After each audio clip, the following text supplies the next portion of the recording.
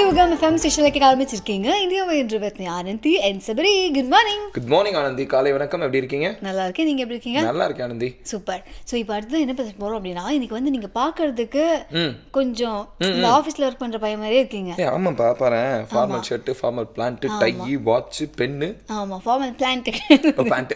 ஆமா. ஸோ நீங்க வந்து கன்ஃபியூஸ் ஆறீங்க. அதில் விட்டு தள்ளுங்க. ஓகே, அது நீங்க எப்படி உங்களை நீட்டா வச்சிருக்கீங்களோ அதே மாதிரி மற்ற இடத்தையும், அதாவது நீங்க ஒர்க் பண்ற இடத்தையும் வந்து சுத்தபத்தமா வச்சுக்கணும் அப்படிங்கிறது இன்னைக்கு வந்து பேசக்கூடிய டாபிக். அதாவது improve your work, improve your office day. ஆமா, ஒர்க்னால ஆஃபீஸ்ல பெரிய விஷயம் இல்ல. ஏன்னா எங்க ஒர்க் பண்ண போறோம்? ஆஃபீஸ்ல ஒர்க் பண்ண போறோம். ஆஃபீஸ்ல என்ன பண்ணுவோம்? ஒர்க் பண்ண போறோம். ரெண்டுமே ஒண்ணுதானே. ஆமா. சோ இப்போ நீங்க என்ன பண்ணுங்க, இப்போ கொஞ்ச நேரத்துல இந்த இடத்தெல்லாம் க்ளீன் பண்ணிடுங்க.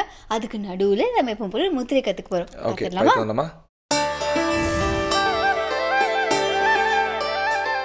வணக்கம். நலம்பெறும் முதிரைகள் மற்றும் விரல்களை மருத்துவர் வரிசையில் இன்றைக்கி நம்ம பார்க்க போகிறது வந்து காதில் சீல் வடிதல் அப்படின்ற காதை பற்றிய ஒரு நோய்க்கான தீர்வு. இந்த காதில் சீல் வடிதல் அப்படின்றது வந்து எந்த வயசில் இருந்து வேணாலும் நமக்கு ஆரம்பிக்கலாம். ஆரம்பிச்சிச்சுன்னா அது ஒரு பெரிய தொந்தரவாக இருக்கும். அதையொட்டி காதில் எப்போவுமே ஒரு பிரச்சனை வருது அப்படின்னா அது சிறுநீரக கோளாறுக்கான உதாரணம் அப்படின்னு சொல்லலாம் நம்ம. ஏன்னா சிறுநீரகத்தில் கோளாறு வர்றதுக்கு முன்னாடி நமக்கு காதில் அதனுடைய அறிகுறிகள் தெரியும். எனவே இது வந்து காதில் இருக்கக்கூடிய பிரச்சனைகளை உடனடியாக சரி பண்ணிக்கணும். அடிக்கடி காது குடையிறது அந்த மாதிரி பிரச்சனைகள்லாம் நம்ம வந்து தவிர்த்தல் நலம். இப்போ இந்த காதில் சீல் வடிகிறதுக்கு நம்ம என்னென்ன முதிரைகளை செய்யலாம் அப்படின்னு பார்த்தா 3 முதிரைகளை செய்யலாம். முதல் முதிரை வந்து நமக்கு பீனிச முதிரைன்னு ஒன்று இருக்குது. இரண்டாவது வந்து சூன்ய முதிரைன்னு ஒன்று இருக்குது. மூன்றாவது வந்து முத்ராசி முதிரை அப்படின்னு சொல்லி ஒரு முதிரை. இந்த 3 முதிரைகளையும் ஒன்றன் பின் ஒன்றாக 20 நேரம் செய்ய வேண்டும். இந்த சூன்ய முதிரை வந்து 20 நிமிடத்துக்கு மேலே கண்டிப்பாக செய்ய வேண்டாம். இப்போ நம்ம இந்த 3 முதிரைகளையும் வரிசையாக பார்க்குறோம். முதல் முதிரை வந்து பீனிஷ முதிரை. உங்களுடைய இடது உள்ளங்கையில் நடுவிரல் இருக்கு இல்லைங்களா, அந்த நடுவிரலுக்கு நேரம் இப்படி ஒரு கோடு போடுங்க. இடது பெருவிரலில் முதல் ரேகை இருக்கு இல்லையா, அதுக்கு நேரம் இப்படி ஒரு கோடு போட்டிங்கன்னா எந்த இடம் சேருதோ அதான் மையப்புள்ளி. அந்த இடத்துல வந்து உங்களுடைய வலது கையினுடைய பெருவிரலை இப்படி வச்சுக்கணும். மிதமான அழுத்தம் கொடுக்கணும். மற்ற 4 விரல்களும் இப்படி பின்னாடி வச்சுருக்கணும். இப்போ வந்து உங்களுடைய வலது கை பெருவிரல் நுனியில் துடிப்பை உணர வேண்டும். இது வந்து பீனிச முதிரை. இந்த முதிரை முதல்ல செய்யணும் 20 நிமிடம். இரண்டாவது முதிரை வந்து உங்களுடைய நடுவிரலை மடித்து உள்ளங்கையில் வச்சு பெருவிரல் அது மேலே வச்சுக்கணும். 2 கையிலையும் ஒரே மாதிரி செய்யணும். மற்ற 3 விரல்களையும் நீட்டி இருக்க வேண்டும். இது இரண்டாவது முதிரை. மூன்றாவது முதிரை முத்ராசி முதிரை. மோதிர விரலும் சுண்டு விரலும் மடித்து உள்ளங்கையில் வைக்கணும். பெருவிரலை வந்து அது மேலே, அந்த மடித்த விரல்கள் மேலே அப்படி வச்சு மற்ற 2 விரல்களையும் இப்படி நீட்டி வச்சுருக்கணும். இந்த முதிரைக்கு பேர் முத்ராசி முதிரை.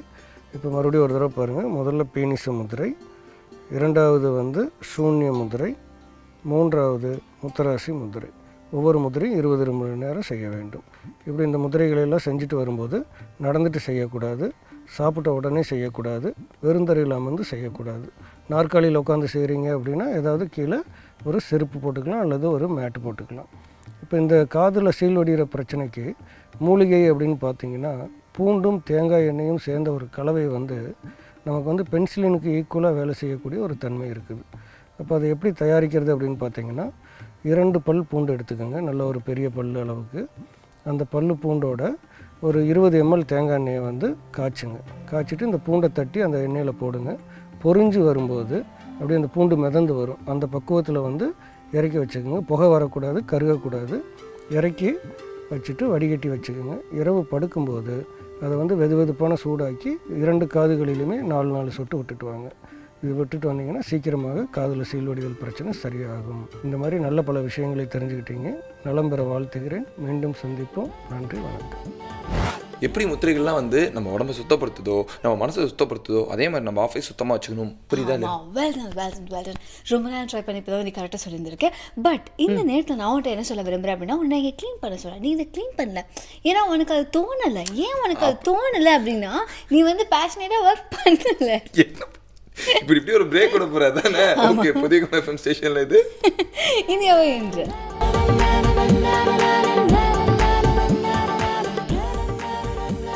Welcome back. புதிய உகம் FM ஸ்டேஷனில் கேட்டுருக்கீங்க. இந்தியா என்று with Anandhi and Sabari. Mostly பார்த்தீங்கன்னா ஆஃபீஸில் இந்த மாதிரி தான் நிறைய பேர். ஆனால் மற்றவங்களை பார்த்து மறைக்காம போன மாதிரி அவங்க என்ன பண்ணுவாங்கன்னா சிஸ்டம் உட்காந்து முன்னாடி ஒரு மானிட்டர் தெரியுமா எப்படி பார்த்தே இருப்பாங்க. ஒரு ஆங்கிள்லேயே உட்காந்துருப்பாங்க. அப்படியே ஒரு 1 மணி நேரம் 1.5 மணி நேரம் அப்படியே அசையாமல் உட்காந்துருப்பாங்க. பார்த்துருக்கேன் நீ? கடைசி வரைக்கும் இப்படி தான் இருப்பாங்க. இப்போ சொல்லிட்டு இப்போ டீயை வச்சுட்டு போயிருங்க, பீஸா வச்சுட்டு போயிருங்க, டீ குடிச்சிட்டு பரவாயில்ல சாப்பிடுங்க. வேற அப்புறம் அப்படின்ட்டு பார்த்துருக்கியா? சீரியஸ். ஆனால் அதுக்கெல்லாம் வந்து நடுவில் வந்து ஒரு பிரேக் தேவைப்படுது, நடுவில் அந்த ஸ்ட்ரெச்சிங் எக்ஸசைஸ்லாம் வந்து கொஞ்சம் தேவைப்படுது அப்படின்னு சொல்லி இப்போல்லாம் பல ஹெச்ஆர்லாம் என்ன பண்ணுறாங்க, நடுவில் வந்து வெகு பிளே கே ஒழிச்சே வந்துடுவாங்க. அதுக்கப்புறம் 6 மணிக்கு மேலே நம்ம கிளம்பும்போது அவங்க வந்து சொல்லுவாங்க ஃபினிஷ் ஒர்க் இன் கோ அப்படிம்பாங்க. அப்புறம் அவங்க டாட்டா வந்துட்டு போயிடுவாங்க. ஓகே, ஸோ நம்மளாம் வந்து நமக்கு நடுவில் எடுத்து ஒரு செகண்டுக்கு ஒரு 2 செகண்ட் கூட ஒரு பிரேக் எடுத்துக்க முடியும். கண்டிப்பாக. ஏன்னா ஃபுல் டைம் சிஸ்டமில் இருக்காங்கல்ல, அவங்க பக்கத்தில் பார்த்தீங்கன்னா சின்ன சின்ன நேச்சரான வளரக்கூடிய செடிகள்லாம் வச்சிருப்பாங்க. ஏன்னா வந்து இந்த 1 hour 1/2 hour இப்படி ஃபுல்லாக நீ கண்டினியூஸாக பார்க்குறப்ப அந்த பச்சை கலரில் க்ரீன் அப்படிங்கிற அந்த விஷயம் இருக்குல்ல, இந்த நேச்சுரல் விஷயத்தை பார்க்குறப்ப நம்மளுக்கு ஆட்டோமேட்டிக்காக ஒரு ரிலீஃப் கிடைக்கும் அப்படின்னு சொல்லுவாங்க. என்றைக்குமே நேச்சர் வந்து அந்த அளவுக்கு நம்மளுக்கு வந்து எஃபிஷியன்டான விஷயத்தை கொடுக்கும். இப்போ ரைமிங்காக ஒன்று தோணுச்சு, என்ன லீவ்ஸ் பார்த்தா உனக்கு ரிலீஃப்ஸ் கிடைக்கும் அப்படின்னு தானே. சூப்பர். நான் அதே மாதிரி ஒரு நேச்சுரோபதியில் நீங்கள் நிவேத் என்ன சொல்கிறாங்கன்னு கேட்டலாமா? எஸ்.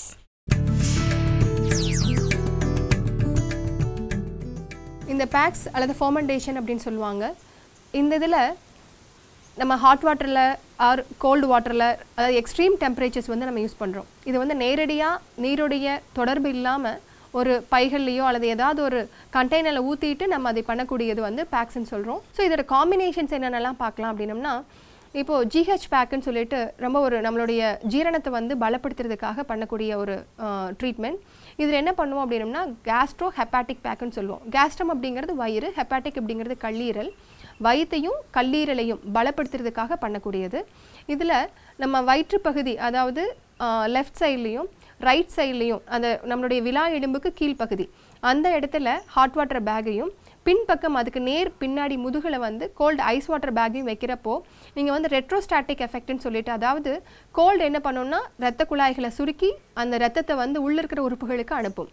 அதே இது ஹாட் வாட்டர் பேக் என்ன பண்ணோம்னா ஹாட் வாட்டர் வந்து தன்மை வந்து பிளட் வெசல்ஸை வந்து டைலேட் பண்ணி அந்த இடத்துல வந்து ரத்தத்தை ரிசீவ் பண்ணுறதுக்கு ரெடியாக இருக்கும். ஸோ பின்னாடி இருந்த ரத்தமானது புஷ் பண்ணி கான்ட்ராக்ட் பண்ணி முன்னாடி அனுப்புது. முன்னாடி இருக்கிற உறுப்பு நம்மளுக்கு என்ன தேவையான உறுப்போ அந்த உறுப்பு வந்து எக்ஸ்பேண்ட் ஆகி அதை ரிசீவ் பண்ணிக்குது. ஸோ இந்த எஃபெக்ட் வந்து ரெட்ரோஸ்டாட்டிக் எஃபெக்ட். ஸோ கேஸ்ட்ரம் அதாவது வயிற்று பகுதியும் கல்லீரல் பகுதியும் பலமாகிறதுக்காக இது ஒரு அற்புதமான சிகிச்சை முறை.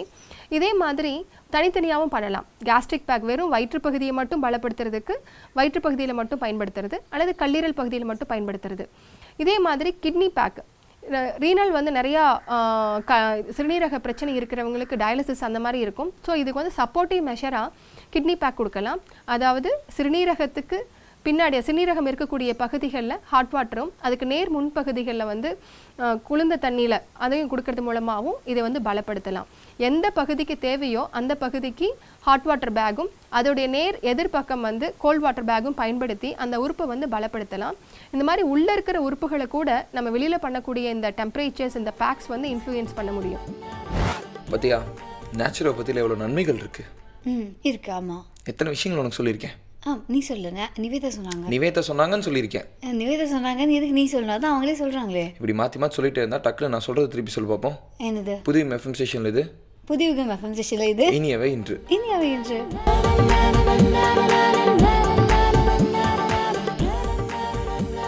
Welcome back. புதிய எஃப்எம் ஸ்டேஷனில் கேட்டுருக்கீங்க இனியவை இன்று with me Anandhi and Sabari. நோட்டில் எங்கள் டாப் டாப் தட்டிகிட்டே இருக்கீங்க. அதாவது எனக்கு வந்து இந்த மாதிரி செக்மெண்ட் தான் நான் அப்படியே வந்து உற்சாகமாயிடுவேன். என்ன செக்மெண்ட் இது? என்ன செக்மெண்ட் அப்படின்னா அன்றைக்கி வந்து உனக்கு ஒரு உற்சாக பானம் வரப்போகுது. உற்சாக பானமாக என்ன வந்து கொண்டிருக்கிறது? வாழைத்தண்டு சுவை நீர். வாழைத்தண்டு சுவை நீர். எங்களுக்கு வேற எங்கும் கிளைகள் கிடையாது அந்த மாதிரியா? வாழைத்தண்டு சுவை நீர். இப்போ சொல்லு, உனக்கு வேற எங்கேயும் கிளைகள் இல்லைன்னு சொல்லு. ஓகே, வாழைத்தண்டு சுவை நீர். வாழைத்தண்டு சுவை நீர். ஆமா, ஃபேஸ் தான் கொஞ்சம் பார்க்க பயங்கரமா இருக்கு. வாழைத்தண்டு சுவை நீர். வாழைத்தண்டு சுவை நீர். வாழைத்தண்டு சுவை நீர். வாழை சொல்லிட்டு போதும். இப்போ வந்து பூச்செடி சொல்லணும், எப்படி செய்யுதுன்னு சொல்ல அது முக்கியமா இல்லை நீ வாழைத்தண்டு சுவை நீர் அப்படிங்கறத ஒழுங்கா சொல்றது முக்கியமா? ஓகே, இப்போ பார்த்தலாமா? வாழைத்தண்டு சுவை நீர். அனைவருக்கும் வணக்கம். என் பேர் சரவணன். நான் ஒரு இயற்கை விவசாயி. இந்த தலைமுறையில் பார்த்தீங்கன்னா எல்லாம் வேகமாகவே போயிட்டுருக்குது. எதையும் நம்ம மனசில் உடம்புல எதுவுமே நிற்க மாட்டுது. உடையாகட்டும், உணவாகட்டும், பழக்க விதமாகட்டும், எல்லாமே அது அந்த வகையில் இப்போ பசுமை உணவை பற்றி நம்ம செஞ்சுன்னு இருக்கிறோம் ஒவ்வொரு இதாக. இன்றைக்கி பசுமை உணவில் வந்து வாழைத்தண்டு சுவைநீர் செய்ய போகிறோம். இந்த வாழைத்தண்டு சுவைநீர் செய்யறதுக்கு முன்னாடி முதல்ல உணவு என்ன, பசுமை உணவு என்ன தெரிஞ்சுட்டு அதுக்கப்புறமா செய்முறைக்கு போகலாம். உணவுன்னா முதல்ல செரிமானத்தன்மை உடையதாக இருக்கணும். ரெண்டாவது வந்து உடலுக்கு ஆரோக்கியம் கொடுக்கறதா இருக்கணும். மூணாவது பார்த்திங்கன்னா உடல் நோய் எதிர்ப்பு சக்தி உண்டாக்கணும். பசி அடக்கூடியதாக இருக்கணும். சுவையாக இருக்கணும். இந்த 5 செய்யக்கூடியதான் உணவு. இந்த 5 எது செய்யலையோ அது உணவு அல்ல, அல்லது தரம் குறைந்த உணவுன்னு வச்சுக்கணும். இப்போ நம்ம சாப்பிட்றது தோசை, இட்லி ஆகட்டும், பூரி ஆகட்டும், சாம்பார் சாதம் ஆகட்டும், சிக்கன் மசாலா ஆகட்டும் எதுவாக இருந்தாலும் வந்து இந்த 5ம் செய்கிறதே இல்லை. வயிற்றை ஃபில் பண்ணும், சுவையாக இருக்கும், ஆரோக்கியம் கொடுக்குதா, நோய் எதிர்ப்பு உண்டு பண்ணுதா அப்படின்னு பார்த்தா இதில் எதெல்லாம் ஒன்று கட் ஆகிடும். அப்போ முழுமையான உணவு ஒன்று இருக்குது தானே, எப்போ குறைவான உணவு இருக்குதோ இப்போ முழுமையான உணவு ஒன்று இருக்குது. அந்த முழுமையான உணவு என்னன்னா, ஆதி காலத்தில் மனுஷன் வந்து உணவு தேடி போகும்போது பழங்கள் தான் அவனுக்கு அதிக பலன்கள் கொடுத்துருக்குது. அந்த பழங்களுக்கு அடுத்தது காய்கறிகள், கீரைகள், பருப்பு வகைகள் இப்படி வந்துருக்குது. இப்போ நாம் பார்க்க போகிற இந்த வாழைத்தண்டு சுவைநீருக்கு என்னென்ன தன்மைகள் இருக்குன்னு முதல்ல பார்ப்போம். இது வந்து உடம்பை குளிர்ச்சியாக்கக்கூடியது, சிறுநீர் பாதை அடைப்பு இருந்தால் எடுக்கும், சிறுநீர் கல் அப்படின்னு சொல்லுவாங்க, அதை கரைக்கக்கூடியது. அது மட்டும் இல்லாமல் நீரிழிவு நோயாளிகளுக்கு இது வந்து தொடர்ந்து குடிச்சிட்டே வந்தாக்கா அந்த நோய் கொஞ்சம் கட்டுப்படும். அந்த மாதிரி ஒரு உணவு தான் இந்த வாழைத்தண்டு சுவைநீர். இது எப்படி செய்யணும்னு பார்க்கலாம். அதுக்கு முன்னாடி இதுக்கு தேவையான பொருட்கள் என்னென்னா, தயிர், பொடியாக நறுக்கிய கொத்தமல்லி, கருவேப்பிலை, மிளகு சீரகப்பொடி, உப்பு, வாழைத்தண்டு பொடியாக நறுக்கியது. இந்த வாழைத்தண்டு பொடியாக நறுக்கும்போது கொஞ்சம் உப்பு, எலுமிச்சை கலந்த நீரில் உடனே நறுக்கி போட்டுடணும். அப்படி போடலாம் இந்த வாழைத்தண்டு கருத்துரும். இதை கருத்தாக்க பலன் கொடுக்காது. ஏன்னா இதில் பீட்டோ கரோட்டின் அப்படின்ற ஒரு சத்து உள்ளது. இந்த பீட்டோ கரோட்டின் சத்து உள்ள எல்லா காய்கறி, பழங்கள், கீரைகள் எல்லாமே வந்து நறுக்கணுன்னே கொஞ்சம் உப்பு தண்ணில் போடணும். அந்த பீட்டோ கரோட்டின் சத்து உடனே வீணாகாமல் தடுத்து நிறுத்திடும் ஒரு கொஞ்சம் நேரத்துக்கு. முதல்ல கொஞ்சம் தயிர் இதில் கலந்து ஊற்றிக்கலாம். உப்பு கலந்துக்கலாம்.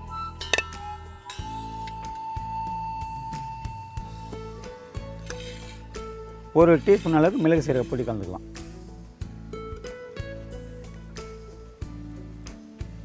இந்த மிளகு சீரக பொடி எதுக்காக இதில் கலக்கிறேன்னா, இந்த வாழைத்தண்டு எங்கேருந்து வருதுன்னு தெரியாது. 2 நாளில் வரலாம், இல்லை உடனே வரலாம், இல்லை 3 நாளில் கூட கழிச்சு வரலாம். ஆனால் பழைய தண்டு நம்மகிட்ட வரும்போது கொஞ்சம் வந்து அது வேறு மாதிரி ஃபர்மெண்ட் ஆகிருக்கும். அதாவது இந்த பீட்டோ கரோட்டின் வீணாக போயோ இல்லை கொஞ்சம் இதாக வேறு கண்டிஷனில் வரும். அப்படி வரும்போது அதில் வந்து விஷத்தன்மை ஏறதுக்கு வாய்ப்பு இருக்குது. அது போக்கணுன்னா மிளகு கொஞ்சம் கலந்துக்கணும். சீரகம்ன்றது என்னென்னா, இது வந்து குளுக்கோஸாக மாற்றக்கூடிய தன்மை உள்ளது. அந்த பாதி குளுக்கோஸாக மாற்ற நம்ம உள்ளே சாப்பிட்றோம். அப்படி சாப்பிடும்போது இந்த முழு பலன் நம்ம கொடுத்துரும். இதில் கொஞ்சம் தண்ணி ஊற்றிக்கணும். இதை வந்து தயிராக அப்படியே கலக்கூடாது. தயிராக கலந்த சாலடு தண்ணி ஊற்றினா இப்போ வந்து மோர் ஆக்கணும்.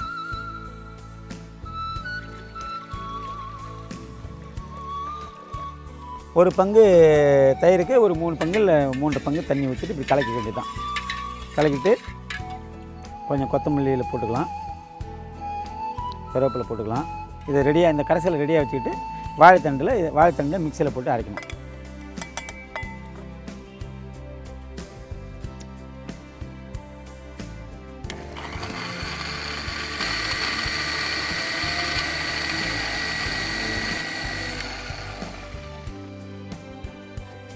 இப்போ வாழைத்தண்டு சாறு அரைச்சாச்சு. இது பார்த்தீங்கன்னா லேசாக கலர் மாறுது. நம்ம அரைக்கும் போதே வந்து உடனே இது நேரடியாக மோரில் வடிகட்டணும்.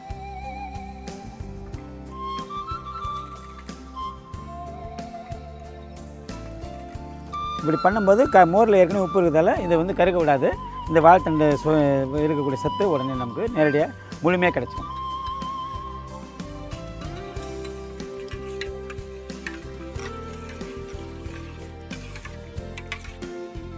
இப்போ வாழைத்தண்டு சுவைநீர் ரெடியாக இருக்குது.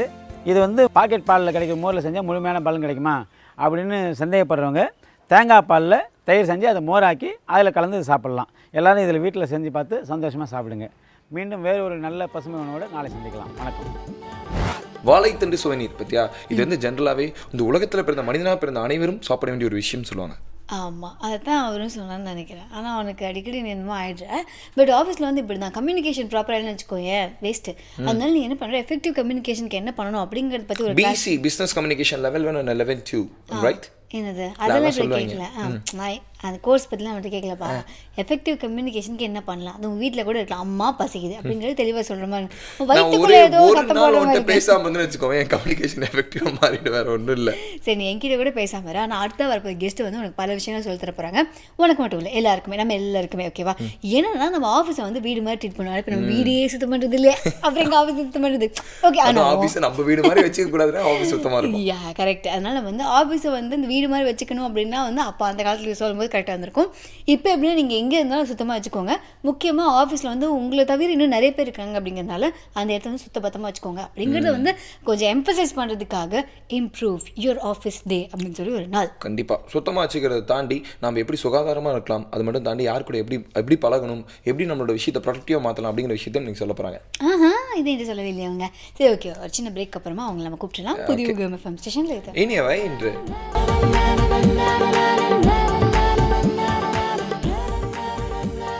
வெல்கம் பேக் புதிய யுகம் எஃப்எம் ஸ்டேஷனில் கேட்டுருக்கீங்க இனியா என்று with me Anandhi and Sabari. So இன்னைக்கு வந்து ஒரு முக்கியமான நாள் அப்படிங்கிறத பற்றி நம்ம அடிக்கடி பேசிட்டே தான் இருக்கோம் இல்லையா?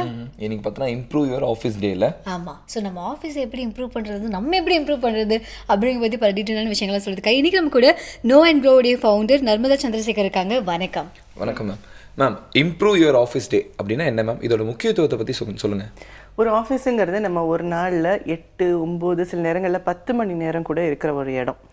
அந்த இடத்துல நாம் எப்படி நம்ம வச்சுக்கிட்டா, நம்ம எப்படி நடந்துக்கிட்டா நமக்கும் அந்த பொழுது இனிமையாக கழியும் அப்படின்றதுல ஃபோக்கஸ் பண்ணுறதுல தான் improve your office day. Okay, office space அப்படின்னு சொல்லுவாங்க. ஸோ அப்படின்னா என்ன அப்படிங்கிறது கொஞ்சம் டீட்டெயிலாக சொல்லுங்கள். பெரும்பாலானவங்க என்ன நினைக்கிறாங்கன்னா, ஆஃபீஸ் ஸ்பேஸ் அப்படின்னா என்னோட டெஸ்க், என்னோட சிஸ்டம், அது கீழே இருக்கிற கபர்ட்ஸ், நான் உட்காந்துருக்கிற சேர், இவ்வளோதான் நினைக்கிறாங்க. என்ன கேட்டிங்கன்னா அப்படி இல்லை. ஆஃபீஸ் ஸ்பேஸ் அப்படிங்கிறது வந்து என்னோட டெஸ்க், என்னோட சேர், என்னோட பே, என்னோட ஃபுல் கேபின், என்னோட ஃப்ளோர் இன்க்ளூடிங் த வாஷ்ரூம்ஸ்ன்னு தான் நான் சொல்லுவேன். இது எல்லாத்துலேயுமே நாம் எப்படி புழங்குறோம் அப்படிங்கிறத பொறுத்து தான் நம்மளையுமே அடுத்தவங்க மதிப்பாங்க. ஸோ கிளென்லினஸ்ங்கிறது வந்து ஆஃபீஸ் டெஸ்கில் மட்டும் இல்லை, நம்ம எங்கெல்லாம் புழங்குறோமோ அங்கெல்லாம் ஃபாலோ பண்ணணும். That is the office space in real sense. Okay. நம்ம ஜென்ரலாக க்ளீன் பண்ணுறது பார்த்திங்கன்னா நம்ம வீட்டை வந்து ரொம்ப சுத்தமாக வச்சுப்போம். இன்டீரியர் வச்சுப்போம், இங்கே பார்த்திங்கன்னா ஒரு ஏர் ஃப்ரெஷ்னர் வச்சுப்போம், சூப்பராக வச்சுப்போம். எங்கே பார்த்தாலும் நம்மளுக்கு அப்படியே ஒரு ப்ளசண்ட்டான ஒரு ஃபீலிங் இருக்க மாதிரி இருக்கும். ஆனால் நம்ம ஆஃபீஸ் ஸ்பேஸ் அப்படிங்கிறப்ப அந்தளவு பார்த்துக்கல அப்படின்னு தான் சொல்ல முடியும். ஸோ நம்ம ஆஃபீஸ் ஸ்பேஸை எந்தளவு பார்த்துக்கணுமே? முக்கியமாக கிளென்லினஸ் தான். இங்கே வந்து அடிக்கடி பிரிண்ட் அவுட் எடுப்பாங்க, ஆனால் அதை எடுத்து அதை ஷ்ரெட் பண்ணணும் அல்லது யூஸ் பண்ணணும், ரெண்டுமே பண்ணாமல் டெஸ்கில் போட்டு வச்சுருப்பாங்க. ஒரு சாப்பிட்ட பிஸ்கெட் தூள் கிடக்கும், இல்லை ஏதாவது ஈட்டபிள் கிடக்கும், தண்ணி கொட்டி இருக்கும். இந்த மாதிரி பொதுவாக டெஸ்கில் சாப்பிட்ற பழக்கம் ரொம்ப தப்புங்க. இதனால் வந்து நம்பர் 1 டெஸ்க் ரொம்ப அன்டைடியாக இருக்கும். நம்பர் 2 தேவையில்லாமல் நம்ம இன்செக்ட் இன்ஃபெஸ்டேஷன் வரும், எறும்பு வரும், காக்ரோச் வரும், எலி வரும், அதுக்கெல்லாம் நம்ம காரணமாக இருப்போம். ஸோ தயவு செஞ்சு அப்படியெல்லாம் வச்சுக்காதீங்க. முக்கியமாக உங்களுக்கு வந்து நீங்கள் வேலை செய்கிற இடங்கிறதுனால உங்களுக்கு எதை பார்த்தா டக்குன்னு ஒரு எனர்ஜி வருமோ, ஒரு மோட்டிவேஷன் வருமோ, அந்த மாதிரியான நல்ல கோட்ஸ், நல்ல படங்கள், உங்களுக்கு வந்து பார்த்த உடனே ஒரு நல்ல பாசிட்டிவான ஃபீலிங் வர்ற மாதிரி விஷயங்கள், சின்ன சின்ன போஸ்டர்ஸ், ஃபோட்டோஸ், என்னெல்லாம் வந்து உங்களுக்கு டக்குன்னு அந்த சந்தோஷத்தை கொடுக்குதோ அந்த மாதிரி விஷயங்கள் வச்சுக்கோங்க. அதுக்காக ரொம்ப கிளட்டர் பண்ணாதீங்க, 1, 2 வச்சுக்கோங்க. நீங்கள் வந்து அந்த இடத்துல உட்காந்து வேலை செய்யும்போது உங்களுக்கு பாசிட்டிவாக இருக்கணும், உங்களுக்கு சந்தோஷமாக இருக்கணும், என்னால் இதை முடிக்க முடியுங்கிற கான்ஃபிடென்ஸ் இருக்கணும். ஸோ அதுக்கு வந்து உங்களுக்கு எதெல்லாம் ஹெல்ப் பண்ணுமோ அதெல்லாம் அங்கே வச்சுக்கோங்க. தயவு செஞ்சு நீட்னஸை மட்டும் கைவிட்டுறாதீங்க. நான் டெக்கரேட் பண்ணுறேன் அப்படின்னு எக்கச்சக்கமான விஷயங்களை கொண்டு வந்து அடைச்சிடாதீங்க. காலியாக வச்சுக்கோங்க. சின்ன சின்ன விஷயங்கள் உங்களை மோட்டிவேட் பண்ணுற மாதிரி வச்சுக்கோங்க. அட் த சேம் டைம் பாசிட்டிவாக ஃபீல் பண்ணுறதுக்கு என்ன பண்ணணுமோ அதை பண்ணிக்கோங்க. பொதுவாக வந்து இப்போ நம்ம நாடு மட்டும் சொல்ல முடியாது, but all over the world எல்லாருக்குமே வந்து ஃபேமிலி பாண்ட் அப்படிங்கிறது வந்து ரொம்ப ஜாஸ்தி. அண்ட் வந்து இஃப் தே ஹாப்பி, அவங்க ஃபேமிலியில் ஹாப்பியாக இருந்தாங்கன்னா அது அப்படியே ஆஃபீஸில் ரிஃப்ளெக்ட் ஆகும். அண்ட் ஆஃபீஸில் ஹாப்பியாக இருந்தாங்கன்னா அப்படியே ஃபேமிலியில் ரிஃப்ளெக்ட் ஆகும். ஆனால் வந்து இன்னொரு பக்கம் இந்த யங் மதர்ஸ்லாம் இருப்பாங்க இல்லையா, ஸோ அவங்க வந்து அந்த குழந்தைய வீட்டில் விட்டுட்டு வருது அப்படிங்கிறது அவங்களுக்கு கொஞ்சம் கஷ்டமான ஒரு விஷயம். ஏன்னா அது மட்டும் இல்லை, நமக்குலாம் வந்து மெட்டர்னிட்டி லீவ்லாம் வர ரொம்ப கம்மியாக இருக்குது அப்படிங்கிற பட்சத்தில் ஆஃபீஸில் வந்து அவங்களுடைய குழந்தைங்களை கூட்டிகிட்டு வரது, அண்ட் அது மட்டும் இல்லாமல் ஆஃபீஸில் வந்து ஒரு க்ரீச் மாதிரியான ஒரு செட்டப் வச்சுக்கிறது அப்படிங்கிறது எந்த அளவுக்கு ஹெல்ப்ஃபுல்லாக இருக்கும் அப்படிங்கிறது சொல்லுங்கள். இது இன்றைக்கி பெரிய விழிப்புணர்வாகவே இருக்குது. ஒர்க்கிங் மதர்ஸ் கில்ட் அப்படின்னு நீங்கள் சொல்கிற அந்த ஃபீலிங் வந்து பொதுவாக பெண்களுக்கு வீட்டில் ஒரு சின்ன கை குழந்தையை விட்டுட்டு வந்து ஒரு ஆஃபீஸில் ஒரு 9 மணி நேரம் நிம்மதியாக வேலை செய்கிறதுங்கிறது முடியாத காரியமாக இருக்குது. ஆனால் இவங்க வந்து அந்த கில்ட் எவ்வளோ பவர்ஃபுல்னா, அவங்க வந்து இல்லை எனக்கு இந்த கரியரே வேண்டாம், எனக்கு வந்து at least for the next 4-5 years நான் என் குழந்தையில தான் ஃபோக்கஸ் பண்ணணும் அப்படிங்கிற அந்த ஒரு ஃபீலிங்கில் வந்து அவங்க விட்டுறாங்க, வேலையை டோட்டலாக விட்டுறாங்க. இதனால ஜாப் மார்க்கெட்டுக்கு ஒரு பெரிய இழப்பு ஏற்படுது. நல்ல திறமையான ஒர்க் ஃபோர்ஸில் ஒரு பெரிய பங்கு வந்து பின்தங்கிடுது. வேண்டாம், நான் குழந்தைய வளர்க்கணும் அப்படின்னு பின்தங்கிடுது. இதை வந்து எப்படி மேனேஜ் பண்ணணும் அப்படின்னு யோசித்து இந்த மாதிரி க்ரீஷஸ்லாம் கொண்டு வராங்க. என்ன கேட்டிங்கன்னா, இது ஒரு ரொம்ப நல்ல இனிஷியேட்டிவ். அந்த மாதிரி தாய்மார்களுக்கும் குழந்தை பக்கத்துலேயே தான் இருக்குது, ஒரு டீ பிரேக்லேயோ ஒரு லஞ்ச் பிரேக்லேயோ ஓடி போய் பார்த்துக்கலாம் அப்படிங்கிற அந்த நிம்மதி இருக்கும்.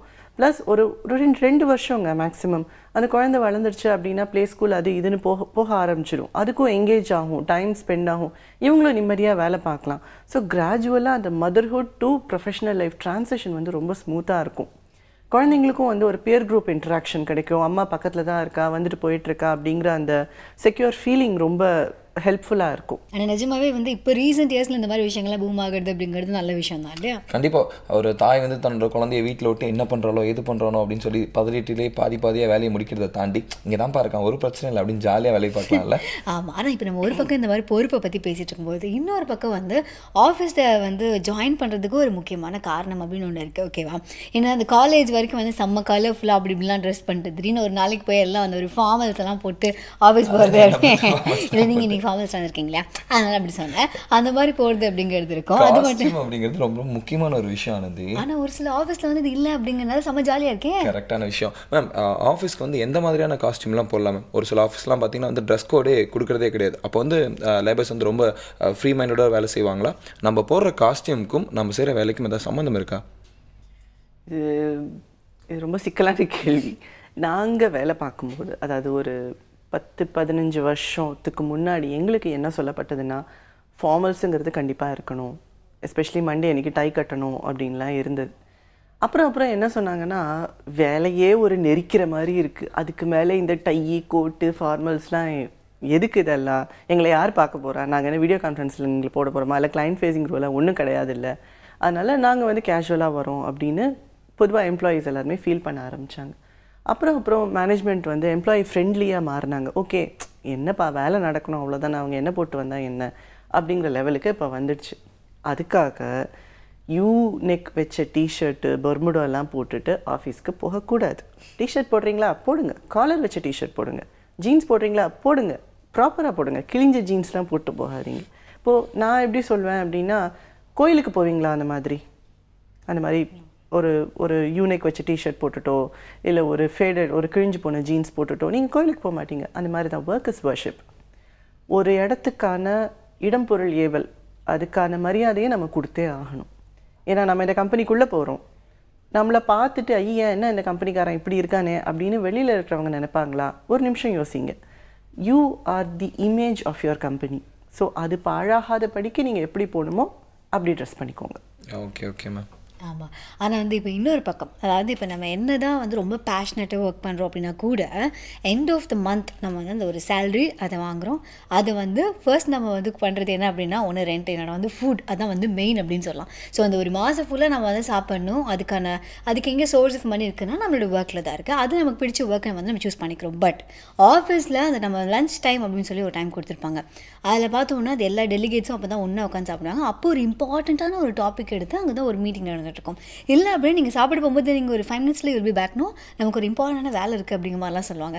ஸோ இந்த லஞ்ச் டைம் அதை வந்து எப்படி வந்து ப்ராப்பராக அவங்க வந்து பார்க்குறாங்க ஆஃபீஸில் அப்படிங்கிறத சொல்லுங்கள். லஞ்ச் டைமில் தயவு செஞ்சு எந்த ஆஃபீஸ் வேலையும் வச்சுக்காதீங்க. என்ன மீட்டிங்காக இருந்தாலும் 1 o'clock they should cut you loose. Let's meet again at 2 o'clockன்னு சொல்லிவிட்டு எல்லோரும் திசைக்கு ஒருத்தராக ஓடி போயிடுங்க. இது நான் ஏன் சொல்கிறேன் அப்படின்னா 5-10 நிமிஷத்தில் சாப்பிட்டு வர்றதுக்கான ரீசன் நான் சொல்ல, அஃப்கோர்ஸ் அதுவும் முக்கியம்தான்.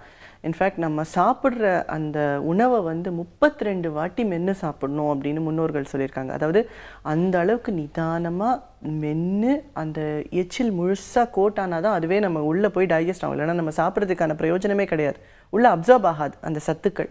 அதனால் ஒன்று நிதானமாக சாப்பிட்ணுங்கிறது ஒன்று. ரெண்டாவது வந்து என்னென்னா ஒரு விஷயத்தை வச்சு நம்ம முட்டிக்கிட்டே இருப்போம். திடீர்னு நம்ம ஒரு பிரேக் எடுத்துகிட்டு நம்ம சாப்பிட்றோம் பார்த்தீங்களா, சாப்பிட்ட உடனே ஒரு முக்கியமான ஃபிசியோலாஜிக்கல் சேஞ்ச் நடக்கும். என்னென்னா வயிறு நிறைஞ்சிடுச்சுன்னா மனசு அமைதியாகும். மனசு அமைதியாகும் போது நிதானம் வரும். நிதானம் வரும்போது அந்த பிரச்சனையை நம்ம பார்க்குற பெர்ஸ்பெக்டிவ் மாறும். அந்த பெர்ஸ்பெக்டிவ் மாறும்போது வேறு சில ஐடியாஸ் வரும். நம்ம அது வரைக்கும் ஒரு ஐடியா வச்சு முட்டிகிட்ருப்போம். சடனாக வந்து நமக்கு இப்படி பண்ணால் என்ன அப்படின்னு இன்னொரு ஐடியா வரும். அது நடக்கும், அது கண்டிப்பாக நடக்கும். சப்போஸிங் அந்த மாதிரி ஒரு தாட் ப்ராசஸ் நமக்கு இருக்குது அப்படின்னா சாப்பிட்டுட்டு ஒரு வாக் போகணும். வெளியில் போய் கீழே போய் அப்படியே நின்றுட்டு ஒரு பார்க்கிங் லாட்லேயோ எங்கேயான ஒரு வாக் போயிட்டு வந்தீங்கன்னா மைண்ட் ரொம்ப ஃப்ரெஷ் ஆகும். ஸோ நீங்கள் வந்து ஒரு மீட்டிங் ரூம்லேயே ஒரு 3 மணி நேரம் உட்காந்து சாதிக்க முடியாததை ஒரு 1 hour லஞ்சில் ஈஸியாக சாதிச்சுடுவீங்க. So that is the way it should be ideally. ஆனால் இது கார்ப்பரேட்ஸ் புரிஞ்சுக்கணும். கண்டிப்பாக. ஏன்னா மேம் சொல்கிற மாதிரி பார்த்தா சாப்பிட்டு ஒரு வாக் போகணும்னு சொல்கிறாங்க. ஆனால் இன்றைக்கி பல பேர் வாக்கிங்லேயே சாப்பிட்டுட்டு இருக்காங்க பார்த்தியா. கான்ஃபரன்ஸ்லேருந்து அங்கே கேனின் போகிறதுக்குள்ள சாப்பிட்டா ஓகே திரும்பி வந்துடலாம் அப்படின்னு வந்துட்டு இருக்காங்கல்ல. இல்லை சம்டைம்ஸ் சொல்லுவாங்க கான்ஃபரன்ஸில் ஃபோனில் கொண்டு வந்துருங்க let them eat and let's speak அப்படின்றாங்க. அப்படிங்கிறது அதே மாதிரி பார்த்தீங்கன்னா இந்த என்னோட கோவொர்க்கர்ஸ் அவங்களோட ரிலேஷன்ஷிப் வந்து ரொம்ப ரொம்ப முக்கியமான ஒரு விஷயம். ஏன்னா டீம் ஒர்க் வந்து அதோட கம்பெனியோட பேஸ்க்கு ரொம்ப ரொம்ப முக்கியம்னு சொல்லலாம். ஸோ என்னோட டீம் ஒர்க்கையும் என்னோட கோவொர்க்கான ரிலேஷன்ஷிப்பை எப்படி ஸ்ட்ரென்தன் பண்ண முடியுமா? முக்கியமாக எல்லாத்துக்குமே பேசிஸ் வந்து ப்ரொஃபஷ்னலிசம் தாங்க. நீங்கள் வந்து ஆஃபீஸில் வேலை பார்க்குறீங்க, ஃப்ரெண்ட்லியாக இருக்கீங்க, அன்பாக இருக்கீங்க, நட்பாக பழகுறீங்க, எல்லாம் ஓகே. பட் ப்ரொஃபஷ்னலிசம்ங்கிறத விட்டுறாதீங்க. என்ன இருந்தாலும் ஒரு டீமில் ஒரு கோவர்க்கரோடு நீங்கள் மெயின்டைன் பண்ண வேண்டியது முக்கியமாக ப்ரொஃபஷ்னலிசம். மோர் தேன் ஃப்ரெண்ட்ஷிப், மோர் தேன் அஃபெக்ஷன் எதுவாக இருந்தாலும் அப்புறமா தான். ஸோ தயவு செஞ்சு உங்கள் ப்ரொஃபஷ்னலிசம் அஃபெக்ட் பண்ணக்கூடிய எதுவுமே பண்ணாதீங்க. லைக் காசிப்பிங், குரூப்பிசம், ஒருத்தரை பற்றி தப்பாக பேசுறது, அல்லது கிராக்கிங் சம் லூட் ஜோக்ஸ். பாலினம் தெரிஞ்சு பழகுங்க. ஆண்கள்கிட்ட எப்படி பழகுறீங்க, பெண்கள்கிட்ட எப்படி பழகுறீங்கிறத உணர்ந்து பழகுங்க. பொதுவாக ஃப்ரெண்ட்ஷிப் அப்படின்னு வரும்போது இந்த வரைமுறை வந்து கொஞ்சம் தெரியாமல் போயிடும். அப்படி இல்லை, என்னைக்காக இருந்தாலும் அவேராக இருங்க. ஆண்கள்கிட்டையும் பெண்கள்கிட்டையும் நீங்கள் அதுக்கேற்ற மாதிரி தான் பழகணும் அப்படிங்கிறத வந்து புரிஞ்சு நடந்துக்கோங்க. வேலை விஷயம் எல்லாத்துக்குமே எல்லாமே வேணும் தான். ஃப்ரெண்ட்ஷிப் வேணும், ஜோக்ஸ் வேணும், சிரிப்பு வேணும், பழக்கம் வேணும், எல்லாமே வேணும் தான். பட் வேலை எல்லாத்தையும் விட முக்கியம். ஸோ எந்த நேரத்துலையும் வேலையில் ஃபோக்கஸ் இழக்காதீங்க. நீங்கள் எது பண்ணாலும் வேலையை முடிக்கணும், வேலையை செய்யணும் அப்படிங்கிற அந்த முக்கியமான காரணத்தை மைண்டில் வச்சுக்கிட்டு பண்ணுங்கள். கம்யூனிகேட் பண்ணுங்கள். இமெயில்ஸ் கரெக்டாக வச்சுக்கோங்க. ஏன்னா இன்றைக்கி நம்ம ஓரலாக சொல்கிறோம், இருப்பா முடிச்சுடுப்பா அப்படின்னு நீங்கள் சொல்லிட்டு போயிடுவீங்க. நாளைக்கு வந்து இல்லை நீ சொல்லவே இல்லைங்கிற பேச்சு வரக்கூடாது. என்ன ஃப்ரெண்ட்லியாக இருந்தாலும் ப்ராப்பராக ஒரு மெயில் அனுப்பிச்சு இது பண்ணிவிடுங்க, நான் என் வரைக்கும் முடிச்சா நீங்கள் பண்ணிவிடுங்க, மெயில் அனுப்பிச்சு ரெட் சீட்டில் வச்சுக்கோங்க. ஆனால் நம்ம ஆஃபீஸ் சுத்தமாக வச்சுக்கிறோமோ இல்லையோ, ஆனால் நொடிக்கு ஒரு தடவை எப்படி வீட்டில எல்லாம் வந்து நம்ம அம்மா அம்மா அம்மான்னு கூப்பிட்டு இருக்கோமோ, அதே மாதிரி இந்த ஆஃபீஸ் பாய்ஸை அவங்க இப்போ தான் வந்து போய்ப்பாங்க. உடனே அண்ணா ஒரு டீ, அப்புறம் இப்போ அண்ணா பக்கத்தில் இருக்கவங்களுக்கு ஒரு காஃபி அப்படின்னு சொல்லி ஒவ்வொன்றுக்காக கூப்பிட்டு டிஸ்டர்ப் பண்ணுற ஆட்களும் நம்மளா தான் இருக்கும். ஆனால் அவங்க வேறு சிரிச்சிட்டே வந்து வைக்கணும். ஏன்னா வந்து முறைச்சா அவங்களுக்கு வேறு ஒரு ரீமார்க் வந்துடும், டீங்களா காஃபியா கொட்டிட்டீங்களா பரவாயில்ல அப்படிங்கிற மாதிரி பாவம் இல்லையா. ஸோ அதனால் எப்போவுமே அவங்களுக்கான வேலையை டிக்ரீஸ் பண்ணுறதுக்கும் நம்ம வந்து பல ஹெல்ப்லாம் பண்ண வேணும். ஏன்னா சப்போஸ் அவங்க வந்து ஒரு இடத்துல விரக்தி ஆகிட்டான்னு வச்சுக்கோங்களேன், அவங்க பண்ண பிளேஸை க்ளீன் பண்ண போய்ட்டு next it will be really பேட்மா. கண்டிப்பாக அதுவும் ஒரு நல்ல விஷயமா இருக்குது. என்னன்னா அவங்களுக்கே வேலை சொல்கிறது தானே, நம்ம இங்கேருந்து அங்கே இவ்வளோ நேரம் ஆகும், ஒரு 5 minutes கூட ஆகாது, நடந்து போய் நம்ம அது நம்மளுக்கும் ஒரு ஹெல்த்துக்கு நல்லா இருக்கும்ல. ஆமாம், நீ ஹெல்த்தை பற்றி யோசிக்க ஆரம்பிச்சிட்டேன் அப்படிங்கிறதுனால இந்த இடத்துல ஒரு பிரேக் விட்டே ஆகணும். புதிய யுகம் எஃப்எம் ஸ்டேஷனில் இது இனியவை இன்று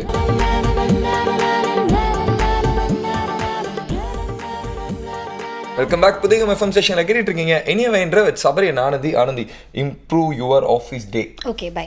ஓகே, ஏன் என்னாச்சு? போய் ஆஃபீஸ் இம்ப்ரூவ் பண்ண போகிறேன் அப்படிலாம் இல்லை. நீ இது என்ன மனசுல நீ யோசிக்கணும், டக்குன்னு செயலில் இறங்கக்கூடாது, எதையுமே பிளான் பண்ணி பண்ணணும், புரியுதா? அப்படி நீ பிளான் பண்ணிட்டே தான் இருக்கேன், பட் நீ வந்து செயலில் இறங்குற மாதிரி தெரியலையேப்பா. இதான் நம்ம டீம் ஒர்க்கியா, நான் பிளான் பண்ணா நீ பண்ணணும், புரியுதா? அதான் டீம் ஒர்க். இதுக்கு நான் வந்து நிறைய எக்ஸாம்பிள்ஸ்லாம் வச்சுருக்கேன், வேண்டாம் இல்லையா. ஸோ இன்றைக்கி நம்ம கூட நோ அண்ட் க்ரோவில் இருந்து நம்மளுடைய நர்மதா சந்திரசேகர் அவர்கள் இருக்காங்க.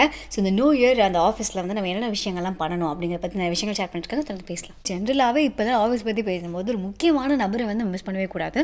அவங்க தான் வந்து ஹெச்ஆர். அவங்கள தான் வந்து நம்ம முதல்ல மீட் பண்ணுறோம். அதுக்கப்புறம் வந்து என்ன ஒரு விஷயம் வந்தாலும் முதல்ல அவங்க தான் போய் நிற்கிறோம். அது மட்டும் இல்லாமல் இன்க்ரிமெண்ட் பற்றி பேசுகிறதுக்கோ இது எதுக்காக இருந்தாலும் அவங்க கிட்ட போய் நிற்க வேண்டிய ஒரு கட்டாயம் இருக்குது. ஸோ ஹெச்ஆருக்கு வந்து ஒரு எம்ப்ளாயியோட ஸ்கில் என்ன, ஃபார் எக்ஸாம்பிள் என்னோடய இமீடியட் பாஸ்க்கு என்னை பற்றி தெரியறதுக்கான வாய்ப்புகள் இருக்கலாம்.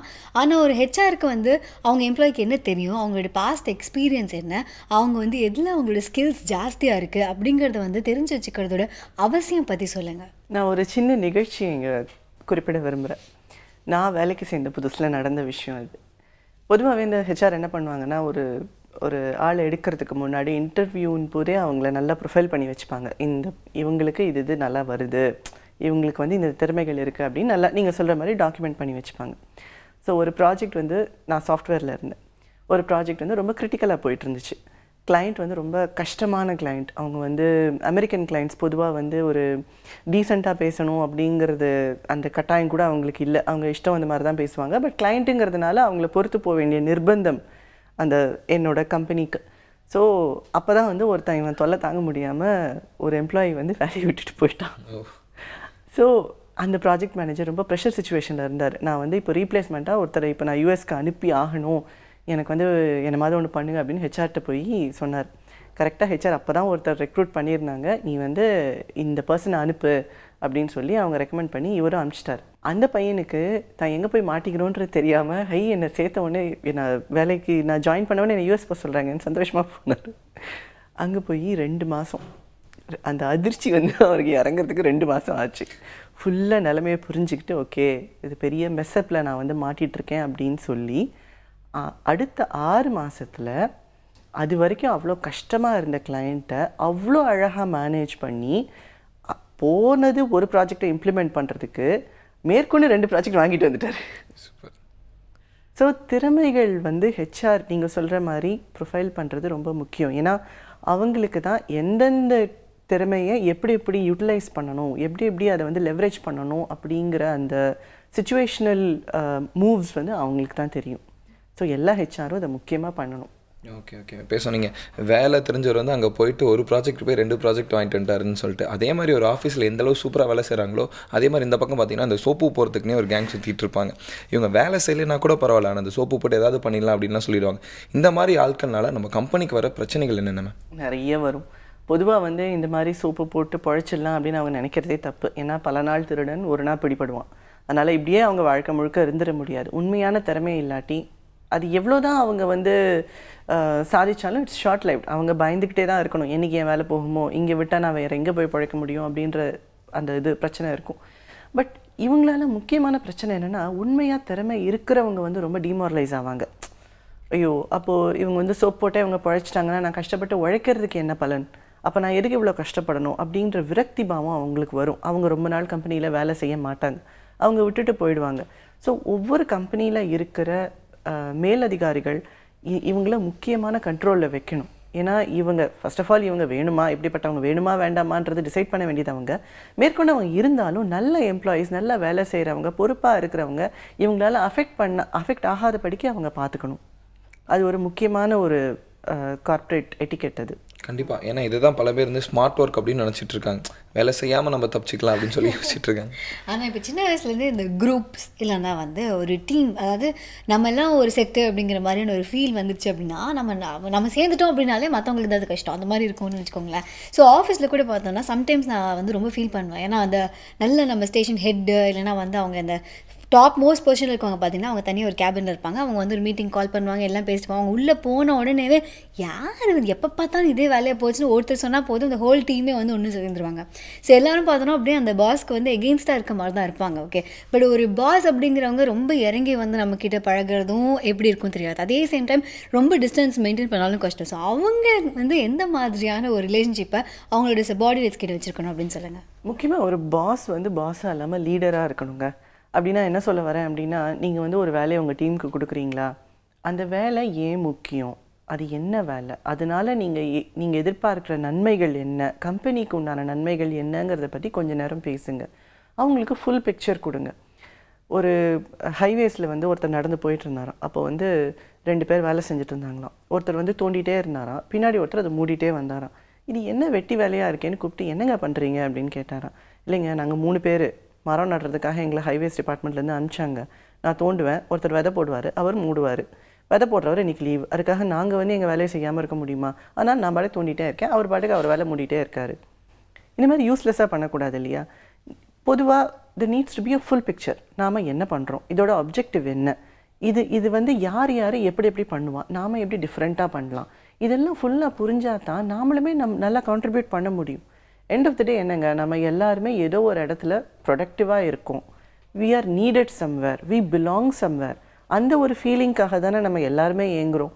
ஸோ அதை வந்து அவங்களுக்கு கொடுங்க. ஐயா நான் இந்த வேலையை முடிச்சிட்டேன் அப்படிங்கிற அந்த கிரெடிட் வந்து எல்லாருமே எதிர்பார்க்குறது, இந்த ரெக்கக்னிஷன் எல்லாருமே எதிர்பார்க்குறது. ஸோ ஒரு லீடர் ஆனவங்க கண்டிப்பாக இந்த டாஸ்க் நாம் இப்படி பண்ணணும் அல்லது இப்படி பண்ணலாம் நான் நினைக்கிறேன், நீங்கள் என்ன சொல்கிறீங்க, அவங்கள இன்வால்வ் பண்ணுங்கள், அவங்கக்கிட்ட ஐடியாஸ் கேளுங்க. ஏதாவது பிரச்சனையா என்கிட்ட வாங்க, நான் அட்ரஸ் பண்ணுறேன். அப்ரோச்சபிளாக இருங்க. அதுக்காக டோட்டலி அவங்களோட ஃப்ரீடமை நசிச்சு நீங்கள் இப்படி தான் பண்ணணும் அப்படின்னு சொல்லாதீங்க. ஸோ வேலையை வந்து உங்கள் டீம் என்ஜாய் பண்ணி பண்ணாங்கன்னா உங்களை எல்லாருமே கண்டிப்பாக ஒரு நல்ல லீடராக ஏற்றுப்பாங்க. அதுக்கு என்ன பண்ணணுமோ அதை பண்ணுங்கள். அதாவது கஷ்டப்பட்டு வேலை செய்யாமல் இஷ்டப்பட்டு வேலை செய்யலாம் அப்படின்னு சொல்கிறாங்கல்ல. ஓகே மேம், நம்ம ஆரம்பத்தில் என்ன பேசிகிட்டு இருக்கோம், நம்ம கிளீனினஸ் பற்றி பேசுகிறோம், ஆஃபீஸ் ஸ்பேஸ் எப்படி வச்சுக்கணும்னு சொல்லியிருக்கோம், காஸ்டியூம் எல்லா விஷயத்தை பற்றியும் சொல்கிறோம், ஒரு டீம் ஒர்க் இது எல்லாத்தையுமே. இப்படி எல்லாம் இருந்தால் நம்மள ஆஃபீஸோட ப்ரொடக்டிவிட்டியை எந்தளவு இன்க்ரீஸ் பண்ணும் மேம்? இதெல்லாம் நீங்கள் மோட்டிவேட்டடாக இருந்தீங்கன்னா உங்கள் ஆஃபீஸோட ப்ரொடக்டிவிட்டி 200-300% கூட போகும். இவ்வளோதான் உங்களோட கெப்பாசிட்டி நீங்கள் நினச்சிட்ருப்பீங்க. பட் சினர்ஜி வரும். சினர்ஜினா என்னென்னா, 2 பேர் சேரும்போது இவரால் வந்து ஒரு வேலையை முடிக்க முடியுது, இவரால் இன்னொரு வேலையை முடியுது அப்படின்னா, இந்த 2 பேரும் சேர்ந்து அவங்களோட ஸ்ட்ரென்த்தை கரெக்டாக கம்பைன் பண்ணாங்கன்னா இவங்க 2 பேருமா சேர்ந்து 4 வேலையை முடிக்க முடியலாம். ஸோ அந்த மாதிரி ஒரு நல்ல டீம், நீங்கள் மோட்டிவேட்டடாக இருக்கீங்க, ப்ரொஃபஷனலாக இருக்கீங்கன்னா, நீங்கள் உங்கள் டீமோடைய ப்ரொடக்டிவிட்டி வந்து பல மடங்கு ஜாஸ்தியாகும். பிஸ்னஸ் நல்லா செழிக்கும். பிஸ்னஸ் நல்லா பணம் வந்ததுன்னா உங்களுக்கும் நல்ல இன்க்ரிமெண்ட், நல்ல இன்சென்டிவ்ஸ் எல்லாமே வரும். அஃப்கோர்ஸ் இதெல்லாம் விட முக்கியமான விஷயம், டெய்லி நீங்கள் வீட்டுக்கு போய் தூங்கும்போது சாட்டிஸ்ஃபேக்ஷனோடு தூங்குவீங்க. இன்றைக்கி என்னோட பொழுது நல்லபடியாக கழிஞ்சது, நான் நல்லா ஒர்க் பண்ணேன், என்னோடய வேலைகள் எல்லாத்தையுமே நான் கரெக்டாக முடிச்சிட்டேன், தேங்க்யூ காட் அப்படின்னு சொல்லிட்டு நீங்கள் தூங்குவீங்க. Okay okay. ஸோ நாங்களும் இப்போ ரொம்ப சாட்டிஸ்ஃபைடாக இருக்கோம். பிகாஸ் நிறைய கேள்விகள் எங்கள் மனசில் இருந்தது, இந்த ஆஃபீஸ் எப்படி நாங்கள் க்ளீன் பண்ணலாம் அப்படிங்கிற மாதிரி யோசிச்சிருந்த மாதிரி. ஸோ நம்ம ஒழுங்காக ஆஃபீஸை க்ளீன் பண்ணலை அப்படின்னா வந்து மேலே இடத்துலேருந்து க்ளீன் பண்ணிட்டாங்கன்னா ரொம்ப கஷ்டமான ஒரு விஷயமாக போயிடும் இல்லையா? கண்டிப்பாக நம்ம சொன்ன ஆஃபீஸ் பேஸுங்கிறது இவ்வளோ தான். பற்றியா நம்ம டேபிளில் வந்து பிஸ்கட் சாப்பிட்டா இதை மட்டும் தொடைக்கிறதே கிடையாது. நம்ம ஆஃபீஸ் பேஸ் நம்ம யூஸ் பண்ணுற எல்லா இடமே ஆஃபீஸ் பேஸ் தான் அப்படின்னு முக்கியமான விஷயம் இல்லை அது. எக்ஸாக்ட்லி. ஸோ அந்த க்ளீனாக வச்சுக்கலாம். ஏன்னா நம்ம வந்து ஒரு விஷயத்தை லவ் பண்ணோம் அப்படின்னா ஆப்வியஸாக அதுக்கான ஒரு பேஷன் இருந்ததுன்னா இதில் நம்ம நோட் பண்ணணும்னு நினைக்கிறேன். ஏன்னா நம்ம சொந்தமாக ஒரு வண்டி வாங்கிக்கோன்னு வச்சுக்கோங்க, அந்த வண்டி அட்லீஸ்ட் ஒரு வருஷத்துக்காக நம்ம அவனை ரொம்ப ஒரு லவ்வோடு பார்த்துக்க மாட்டோம். தூசி பட்டா தூசி புது வண்டி ஏன் வண்டி அப்படிங்கிற மாதிரி. பட் அது வந்து லாங் ரன்ல இருக்கணும் அப்படின்னா அது எப்போவுமே அதுக்கான அந்த ஒரு சர்வீஸ், அந்த மெயின்டெனன்ஸ் அதெல்லாம் வந்து தேவைப்படுது அப்படிங்கிறது உண்மைதான். கண்டிப்பாக. ஆனால் இன்னைக்கு வந்து எக்கச்சக்கமான விஷயங்கள் தெரிஞ்சுக்கிட்டோம்ல. ஆமாம், தேங்க்யூ ஸோ மச். இது எல்லாத்தையும் எங்களுக்காக ஷேர் பண்ணதுக்கு, இவ்வளோ நேரம் டைம் ஸ்பெண்ட் பண்ணி இவ்வளோ டீட்டெயில்டாக ரொம்ப இன்ட்ரெஸ்டிங்கான பல விஷயங்கள்லாம் சொன்னதுக்கு thank you so much. Thank you ma'am. இதே மாதிரி தொடர்ந்த விஷயங்கள் பேசலாம் புதிய யுகம் FM ஸ்டேஷனில். ஏதோ இனியவை என்று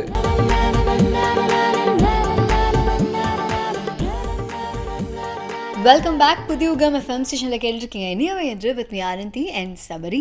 ரொம்ப எனக்கு பிடிச்ச விஷயம் நமக்கு சொன்னதுல என்ன தெரியுமா, இதெல்லாம் பண்ணால் எல்லாம் சரியாயிடுமா மேம் அப்படின்னு நம்ம கேட்டோன்னே, நீங்கள் ஒரு 100% அவுட்புட் கொடுத்துட்ருக்கீங்க அப்படின்னா நீங்கள் அதை வந்து கொஞ்சம் எஃபர்ட் போட்டிங்கன்னா கண்டிப்பாக வந்து 300% கூட மாறலாம் அப்படின்னு சொன்னாங்களா. I was shocked, I was cornered. எனக்கு ரொம்ப பிடிச்ச விஷயம்னா, நீங்கள் ஷார்ட்ஸ் போட்டு வரலாம், இது என்னப்பா இது ஷார்ட்ஸ் போட்டு இதனோட தனி மனிதனோட விருப்பம், ஷார்ட்ஸ் போட்டுவாங்க, டிஷர்ட் போட்டுவாங்க, என்ன வேணால் போட்டுவாங்க அப்படின்னு சொல்கிறத தாண்டி நீங்கள் ஒவ்வொருத்தரும் உங்களோட கம்பெனியோட ஐடென்டிட்டி அப்படின்னு சொன்னாங்க பார்த்தியா. நீங்கள் ஒருத்தரும் எக்ஸாம்பிளாக இருக்கணும், இந்த கம்பெனி எப்படி இருக்க போகிற அப்படின்னு சொல்கிறத பார்த்து அப்படின்னு சொல்கிறப்ப எனக்கு அப்படியே ஒரு நிமிஷம் புல் அடிச்சிருச்சு. ஸோ இப்போ நம்ம 2 பேரும் வந்து இனிமேல் புதிய யுகம் FMலேருந்து இனியவை என்று பண்ணுற 2 பேர் அப்படின்னு வரும்போது எப்படி இருக்கணும், செம்ம ஹாப்பியாக இருக்கணும். ஸோ அதனால் வந்து அப்படி தான் இருக்க போகிறோம். ஏன்னா அது மட்டும் இல்லாமல் இப்போ அடுத்ததா நான் முன்னாடியே சொன்ன மாதிரி ஒரு விஷயம் தான், நீங்கள் முதல்ல ஏதாவது ஒன்று செய், அப்போ தான் வந்து அதில் வந்து சாதிக்க முடியும்னு சொல்லுவாங்க. நான் சாதிக்கணும், ஆனால் அது அந்த அந்த அந்த அந்த அந்த அப்படிங்கிற பிரேக் போட்டு இருக்கக்கூடாதுன்னு சொல்ல வரேன். இந்த ஆனா அப்படின்னு சொல்லுவாங்க பார்த்தியா, இந்த ஆனா வந்து ரொம்ப மோசமான பழக்கம். ஆமாம், பட் ஆனான்னு வேறு 2 சேர்த்து சொல்லிடுவாங்க. அது என்னன்னா, இப்போ ஃபார் எக்ஸாம்பிள் நீ ஒரு 10,000 கடை வாங்கியிருக்குன்னு வச்சுக்கோங்கிட்ட அப்படின்னு கொடுக்கலான்னு நினச்சேன், ஆனால் அப்படின்னாவே அது முடிஞ்சு போச்சு. ஆனாவே அந்த வேலை கண்டிப்பாக பண்ண முடியாது அப்படின்னு ஆயிடுது. கண்டிப்பாக இனிமேல் ஒர்க் ப்ரைஸை தாண்டி எங்கேயுமே இந்த ஆனாங்கிற வார்த்தையை முதல்ல தவிர்த்துக்கணும். ஆனால் இப்போ அடுத்துதான் வந்து இந்த நான் எதை சொல்கிறேன் செய்யக்கூடாதுதான் ஆசை இல்லைம்மா, ஆனால் இந்த எஃபர்ட் போட்டால் வந்து கண்டிப்பாக சக்ஸஸ் கிடைக்கும் அப்படிங்கிற பற்றி நம்ம இறையன் பசர் சொல்ல போகிறாரு. ஸோ அதை நம்ம பார்த்துலாம் சொல்ல வந்தேன். யா, வாழ்க்கையில் எவ்வளவு குறைபாடு இருந்தாலும் உரிய முயற்சிகள் செஞ்சு நம்பிக்கையை கைவிடாமல் இருந்தால் எப்படி வெற்றி பெற முடியும் அப்படிங்கிறதுக்கு பல உதாரணங்களை நம்ம சந்திக்கிறோம். ஆனால் நம்ம என்ன பண்ணுறோம், ஒரு சின்ன ஒரு சர்க்கிள் வந்தோடனே அவ்வளோதான், இனிமேல் நம்ம மேலே போக முடியாது, அவ்வளோதான். ஏதோ ஒரு காரணம், ஏன் படிக்க முடியல அப்படின்னா எனக்கு வந்து சின்ன வயசில் காய்ச்சல் வந்துருச்சு அப்படின்னு ஒரு காரணம், அல்லது எனக்கு வசதி இல்லை அப்படின்னு ஒரு காரணம், அல்லது எனக்கெல்லாம் யாரும் கைட் பண்ணுறதுக்கு இல்லாமல் போயிட்டாங்க அப்படி ஒரு காரணம். இந்த மாதிரி ஏதாவது ஒரு காரணத்தை நம்ம சொல்லிக்கிட்டு இருக்கோம். வில்மா ருடால்ஃப் அப்படின்னு ஒரு குழந்தை, அவங்க வீட்டில் மொத்தம் 22 குழந்தைங்க, அதில் இது 20வது குழந்தை. நீங்கள் நினச்சி பாருங்கள், ஒரு குடும்பத்தில் 22 குழந்தைகள் இருந்தால் ஏதாவது கவனிப்பு இருக்குமா? குழந்தைங்க வந்து ஒரு பை ப்ராடக்ட் மாதிரி, மெயின் ப்ராடக்ட் கிடையாது. அப்போ 22 குழந்தைகள் இருக்கிற குடும்பத்தில் என்ன மாதிரியான அக்கறை, வறுமை தானே இருந்திருக்க முடியும். அதில் அந்த வில்மா ருடால்ஃப் வந்து 20வது குழந்தை. அது ப்ரீமெச்சூர் பர்த். அந்த ப்ரீமெச்சூர் பர்த் இருந்தாலே அதில் சில பிரச்சனைகள் வரும். 4 வயசு ஆகும்போது என்னென்னா டபுள் நிமோனியா வந்துருச்சு. அப்புறம் வந்து பார்த்திங்கன்னா லெஃப்ட் லெக், இந்த இடது பக்க கால் வந்து கம்ப்ளீட்டாக பேரலைஸ் ஆன மாதிரி ஆயிடுச்சு. இவ்வளவு பிரச்சனைகள். 9 வயசில் அந்த பொண்ணு என்ன பண்ணுச்சுன்னா நடக்க முயற்சி பண்ணுது. முயற்சி பண்ணி அது வந்து ஒரு குச்சை ஊனிட்டு தான் நடக்க முடியும். அதை என்ன பண்ணுது, அந்த குச்சை தூக்கி எறிஞ்சிருது 13வது வயசில். தூக்கிட்டு ஸ்ட்ரெயிட்டாக நடக்க முயற்சி பண்ணுது. அப்போயே எல்லோரும் ஆச்சரியப்பட்டாங்க. அந்த ஸ்கூலில் ஒரு ரேஸ் வைக்கிறாங்க, இது போய் கலந்துக்குது. எல்லோரும் கேட்குறாங்க, ஏன்னா நீ ரேஸில் கலந்துக்கிறியா? நம்ம ஊரில் இங்கே டிஸ்கரேஜ் பண்ணுறதுக்கு எல்லோரும் ஃபஸ்ட்டாக வந்து நிற்பாங்க, என்கரேஜ் பண்ணுறதுக்கு ஒருத்தர் வரமாட்டாங்க. நீ ரேஸில் கலந்துக்கிறியா அப்படின்னு கேட்டாங்க. ஆமாம் கலந்துக்கிறேன். ஓடிச்சு அந்த பொண்ணு, கம்ப்ளீட் பண்ணிச்சு. ஆனால் கடைசியாக வந்துச்சு. அதுக்கப்புறம் ஆனால் அது விடலை, தொடர்ந்து வந்து நான் ரேஸில் ஜெயிப்பேன்னு தொடர்ந்து ப்ராக்டிஸ் பண்ணிச்சு.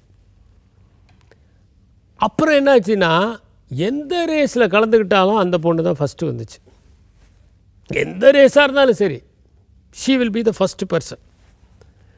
இப்படியே ஓடுன அந்த பொண்ணு ஒலிம்பிக் போட்டியில் கலந்து 3 தங்க மெடல் வாங்கினுச்சு. நீங்கள் நினச்சி பாருங்கள்,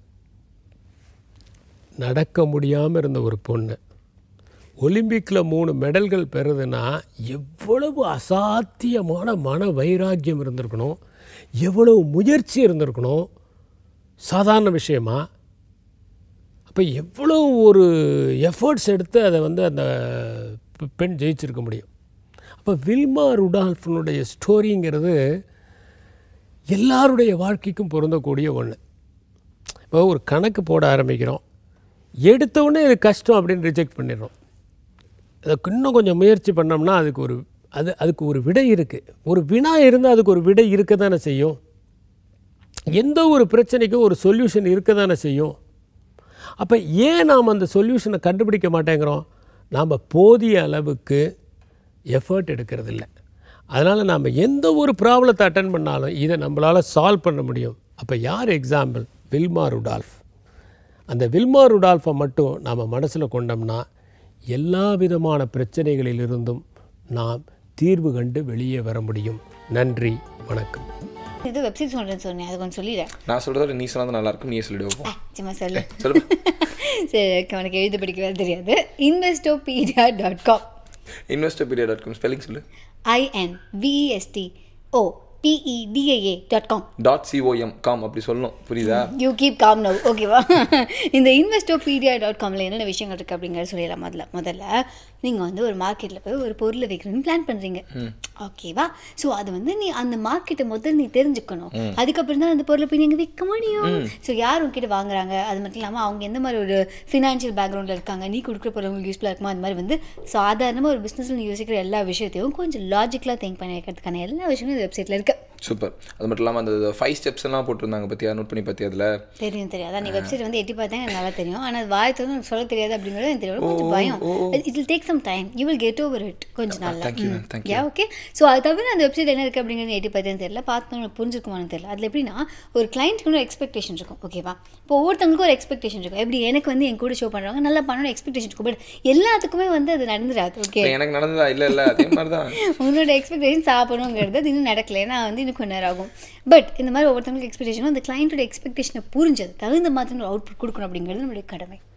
அப்போ தான் வந்து நிறைய கிளைமேட் பெருமையா கடமை. கரெக்ட். ஏதோ டைலாக் போல இருக்குது. எனிவேஸ் இந்த வெப்சைட் போய் மறுபடியும் நீங்கள் போய் பார்க்கணும் அப்படிங்கிறதுக்காக அதை நான் ஸ்பெல் பண்ண போயில, இப்போ நீ ஸ்பெல் பண்ண போகிறேன். Okay, www.investopedia.com. ஆமாம், ஆனால் எல்லாமே தெரிஞ்ச சபரிக்கு www. அப்படின்னு போட்டால் வெப்சைட் வராதுங்கிறது தெரியாது. www. போடணும். யார் ஏன் சிரிச்சுட்டு இருக்கு? இப்போ அடுத்த விஷயத்துக்கு வா. சந்தோஷமா இருக்கேன், புரியுதா? சந்தோஷமா இப்போ அவங்ககிட்ட ஃபீட்பேக் சொல்ல போறேன். சரியா? சோ அதனால நீ சொல்லாத, அவங்க நான் ஃபீட்பேக் எப்படி கொடுக்கணும்னு சொல்லுவேன், அவங்க ஃபீட்பேக் நம்மளுக்கு கொடுப்பாங்க. ஓகே, சொல்லிடுங்க. ஸோ நம்மளோட ஷோ எப்படி இருக்கு அப்படின்னு நீங்க நினைச்சீங்கன்னா, இந்த மாதிரி பல இன்ஃபர்மேஷன் உங்களுக்கு தெரிஞ்சு நினைச்சீங்கன்னா ஒன்றும் பிரச்சனையே கிடையாது. feedback@pudhigam.tv அப்படிங்கிற மெயில் அடிக்க தாராளமாக ஒரு மெயிலை தட்டி விடலாம். அதையும் தவிர இன்னும் 2 ஆப்ஷன்ஸ் இருக்குது. அந்த ஆப்ஷன்ஸ் மூலமாக நீங்கள் சபரிக்கு என்ன சொல்ல விரும்புகிறீங்களோ நீங்கள் வந்து சொல்லி அனுப்பலாம். ஒன்று என்ன அப்படின்னா, கீழே டிஸ்பிளே இருக்க டால் நம்பருக்கு நீங்கள் கால் பண்ணி உடனே சபரிக்கிட்ட பேசலாம். அல்லது இன்னொரு விஷயம் என்ன அப்படின்னா, கீழே இருக்க அந்த அட்ரஸ்க்கு வந்து கைப்படி கடிதம் எழுதி சபரியோட வீட்டுக்கு போகாது, பட் நம்ம ஆஃபீஸ்க்கு வந்து அதை அவர் எடுத்து படிச்சுப்பார் லெட்டர்லாம். ரொம்ப சந்தோஷம். யாரு செய்யறாங்களோ இல்லையா, அது நல்லா செய்யறோமா? ஆமாம், அது என்னுடைய கடமை ஆக்சுவலி. ஐயா, ஸோ அதனால் இப்போ நம்மளோட கடமை என்ன அப்படின்னா வீட்டு கிளம்ப வேண்டியது. ஸோ கிளம்பிடலாம். புதிய உகாம ஃபேம் ஸ்டேஷனில் இதா இனியவை இன்று சபரி ஆனந்தி.